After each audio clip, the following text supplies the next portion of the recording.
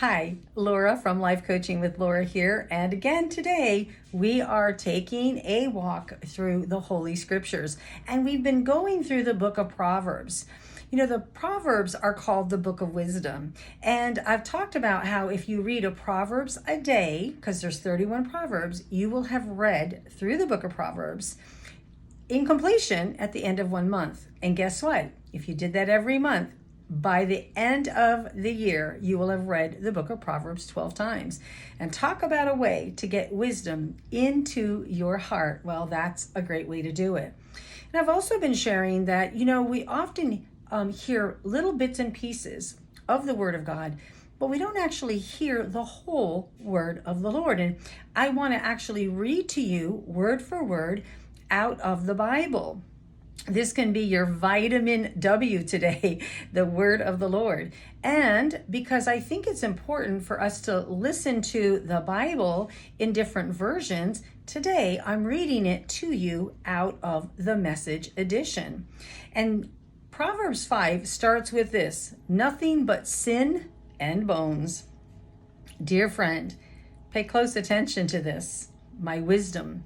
Listen very closely to the way I see it. Then you will acquire a taste for good sense. What I tell you, well, it'll keep you out of trouble. The lips of a seductive woman are oh so sweet. Her soft words are oh so smooth.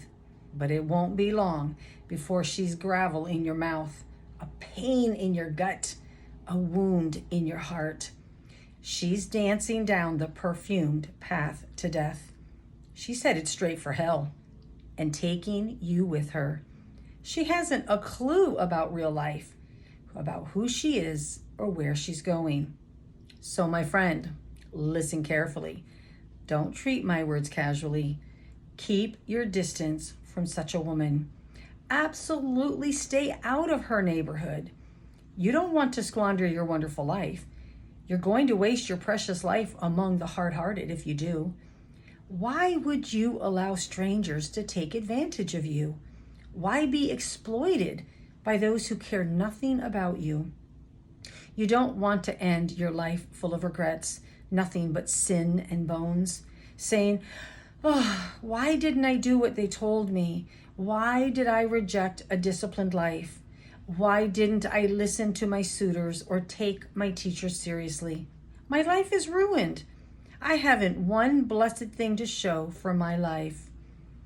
Do you know the saying, drink from your own rain barrel, draw water from your own spring-fed well? Well, it's true. Otherwise, you may one day come home and find your barrel empty and well polluted. Your spring water is for you and you only, not to be passed among strangers. Bless your fresh flowing fountain. Enjoy the wife you married as a young man, lovely as an angel, beautiful as a rose. Don't ever quit taking delight in her body. Never take her love for granted. Why would you trade enduring intimacies with a wife for cheap thrills with a prostitute, for dalliance with promiscuous strangers? Mark well that God doesn't miss a move that you make. He's aware of every step you take. The shadow of your sin will overtake you. You will find yourself stumbling all over yourself in the dark. Death is the reward of an undisciplined life. Your foolish decisions trap you in a dead end. Whew! That's the end of reading Proverbs 5. And that's a very strong word from the Lord. And in case you missed it, they're talking about sex here. It's a warning to men, especially. It's a warning to not be caught up in adultery, to be caught up in fornication. There's something so beautiful about biblical sex, but there's something so wrong when we do it outside of the beautiful boundaries of marriage.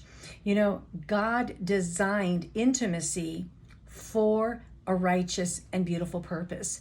And the truth of the matter is there are so many men and women, but there are so many men today that are caught up in being scammed They think that there are women that are reaching out to them, wanting to have relationships with them, when sadly all they want is their money.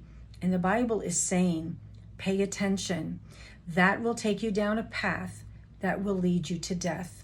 If not physical death, which it can lead you down financial death, emotional death, relational death.